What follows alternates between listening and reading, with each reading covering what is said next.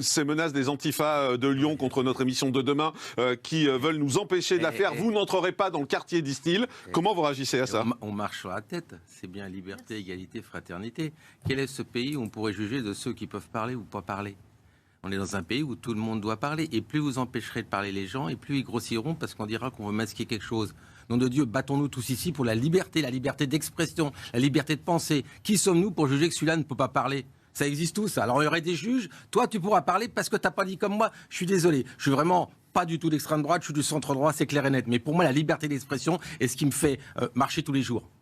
Je peux m'affronter face à certains, face à ma collègue en face, mais j'aurai toujours respect pour sa liberté d'expression. Et je pourrai la combattre sur ses propos. Si vous empêchez les gens de parler, les gens empêchez d'aller sur un territoire français. C'est ce qu'on critique tous les jours.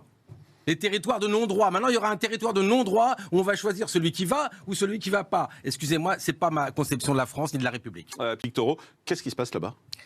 Vous l'avez vu, c'est la révolte, mais qui va bien au-delà de la problématique de la Covid. Ça, c'est une chose certaine. Je veux dire, avec un taux de chômage qui est énorme, d'ailleurs qui n'a pas évolué depuis l'arrivée d'Emmanuel Macron, il est toujours le même, et surtout il a augmenté chez les jeunes. On est pratiquement un jeune sur deux de 17 à 24 ans qui est au chômage. Donc c'est décorrélé des problèmes sanitaires? Il y a les problèmes sanitaires, c'est toujours quelque chose qui fait un départ. Rappelez-vous, les gilets jaunes, c'était l'essence, et après ça a grossi. C'est un peu pareil ici. N'oublions pas aussi le problème d'eau, je veux dire, c'est magistral. 60% de l'eau des robinets part parce que tout simplement, toutes les canalisations sont mortes. Il y a plein de choses, des problématiques qu'il y a sur place. Et je suis désolé de le dire sans attaquer ma collègue, mais quand j'apprends que Sébastien Lecornu partira peut-être ou ne devait pas partir et qu'il s'occupe de la campagne d'Emmanuel Macron, et vous le savez très bien, puisqu'il s'est mis la tête d'une association, je lui dis, monsieur Lecornu, allez vite là-bas. Ils attendent votre visite, c'est symbolique. Le ministre d'Outre-mer doit aller là-bas. Je suis désolé, quand on est ministre, on va sur place. On ne dit pas qu'on va... Mais il est où là ? Alors là, je sais qu'il a préparé les signatures pour les 600 maires qui soutiennent. C'est pas de la politique. Mais c'est pas de la politique, madame. Quand t'es ministre... Attendez, vous êtes ministre de l'Outre-mer. Il a fait quoi hier, par exemple? Pardon? Où était Sébastien Lecornu hier soir, par exemple? Moi, je sais qu'il n'est pas là. Où était-il? Avec qui était-il la semaine dernière? Je vais vous répondre. Où était-il en août? Il était justement je vais vous répondre. Il a créé la tête d'association. Non, je vais répondre. Mais de quoi vous parlez? On parle des Guadeloupéens, laissez-moi finir. Oui, mais non, je ne fais pas la politique. Je dis que quand vous êtes ministre des Outre-mer, vous allez Outre-mer. Les Ultramarins. Mais justement, il devait il n'y est pas sur le territoire. Ça fait une semaine que ça dure. Attendez. Où sont les élus? Où étaient les élus justement de la Guadeloupe hier? Non, mais ils étaient sur le territoire, ils étaient là. Je vous parle du ministre des Outre-mer qui n'a qu'une chose à faire, de s'occuper des Outre-mer. Aujourd'hui, la Guadeloupe flambe, la Martinique c'est contagieux. Allez-y s'il vous plaît. Il ne va pas aller en tongs et en cravate là-bas juste pour dire j'ai été. Il agit ici parce que les élus étaient là. Mais il va sur place, c'est un signe de reconnaissance de la problématique. Mais je veux bien. Bon, Ludovic Toro qui est médecin en plus, qui est médecin. Je peux vous dire une chose, c'est que ça va paraître un peu niais ce que je veux dire, mais il faut faire les deux.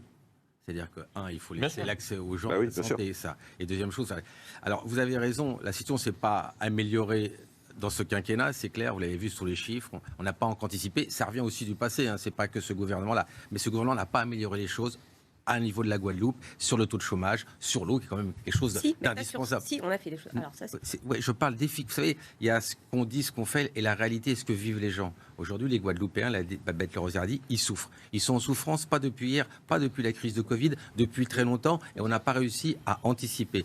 Moi, je pense qu'il faut faire, c'est rétablir l'ordre. Ça, on ne peut pas le dire. D'ailleurs, pour donner la liberté aux autres, il faut rétablir l'ordre et pas boucher les routes. Mais d'autre part, il faut des réponses rapides. On connaît les problèmes. Ils sont, le chômage, 2, l'eau, et puis je ne parle pas du pesticide, parce que là, il a été diffusé partout, et on ne pourra pas le récupérer. Docteur Ludovic Toro, je suis désolé parce qu'on a la vaccination des 5-11 ans, les États-Unis ont commencé très tôt, parce qu'en fait, ils ont très peu de vaccinés, et l'Israël le fait maintenant, en fait, c'est pour bloquer la chaîne de contamination. C'est ça la vraie raison, d'accord? Mais sachez encore, on a peut-être parlé de la 3e dose, faites vite, libérez le gouvernement cette 3e dose, je vous le dis vraiment. Tous les médecins le disent. Oui, mais libérer la 3e dose, et ça ne se fait pas, c'est bizarre. Il faut le faire, parce que je vous assure, le taux d'anticorps se casse la figure. Et on va se retrouver de plus en plus, et c'est ce qu'on voit dans les hôpitaux, des gens vaccinés maintenant qui sont hospitalisés parce que leur taux d'anticorps a diminué. S'il vous plaît, lâchez cela très rapidement. Vous pouvez le faire, cette 3e dose à tout le monde. Merci.